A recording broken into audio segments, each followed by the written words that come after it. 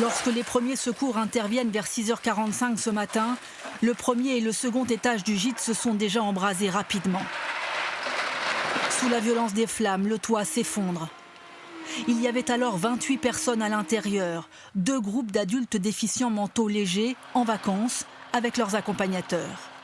17 ont pu être évacués dans les premières minutes de l'incendie, mais il en manquait 11 à l'appel et il restait peu d'espoir.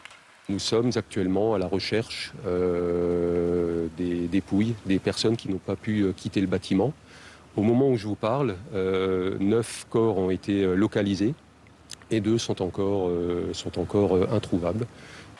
Les 80 pompiers mobilisés sont arrivés sur place un quart d'heure après l'appel de la propriétaire du gîte.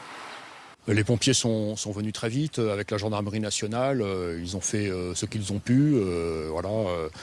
Ceux qui étaient au rez-de-chaussée ont pu être évacués très vite. L'incendie ayant pris vraisemblablement au premier ou au deuxième étage, puisque c'est les 2 étages qui ont été embrasés.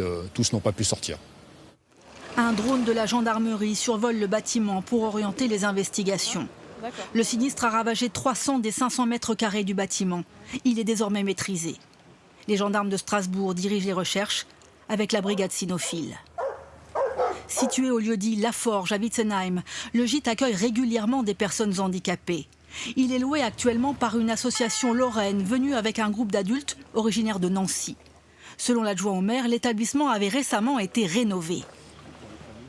Ce gîte, on le connaît, c'est un gîte qui marchait très bien, qui ne pose aucun problème depuis qu'il est en service et qui était très bien réalisé. Mais voilà, on ne connaît pas les raisons profondes donc, du départ de l'incendie.